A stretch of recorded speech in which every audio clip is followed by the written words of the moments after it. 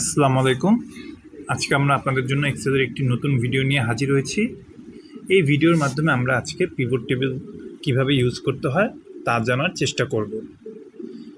এখানে আপনারা দেখতে পাচ্ছেন এবিসি কোম্পানির কিছু এমপ্লয়ির মান্থ ওয়াইজ স্যালারির একটি শিট রয়েছে, যেখানে প্রথমে রয়েছে employee ID, then employee name, month, net salary এবং রিমার্কস। এখন আপনার সিনিয়র এখান থেকে একটি ডাটা টেবিল রেডি করতে বলল। সেটা কিভাবে পিভট টেবিল থেকে আমরা রেডি করব তা আমরা এখনই দেখে নিচ্ছি। প্রথমে আমরা পিভট চার্টে যাব, then select a table or range. এখান থেকে আমরা টেবিল রেঞ্জটাকে সিলেক্ট করব।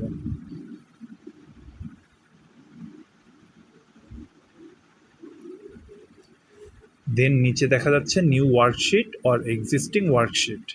আমি এক্সিস্টিং ওয়ার্কশিটেই ডাটাটা শো করব, তাই আমি এক্সিস্টিং ওয়ার্কশিট সিলেক্ট করে লোকেশনটা সিলেক্ট করে দেব যেখানে আমার ডাটা টেবিলটি শো করবে।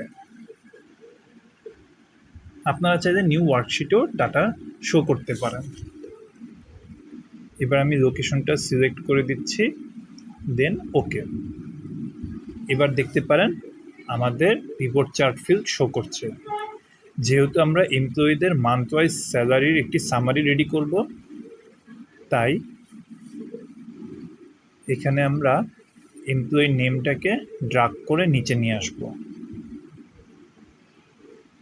দেন মান্থকে লেজেন্ডে ড্রাগ করে নিয়ে আসব এবং নেট স্যালারিকে ভ্যালুতে নিয়ে আসব, যেহেতু নেট স্যালারিটা আমরা ক্যালকুলেশন করব। দেখতে পাচ্ছেন আমাদের পিভট টেবিল এবং চার্ট রেডি হয়ে গেছে। এই পিভট চার্টকে আপনি যে কোনো জায়গায় ড্রাগ করে নিচে নিয়ে রাখতে পারবেন, আপনার পছন্দ মতো রিসাইজ করতে পারবেন।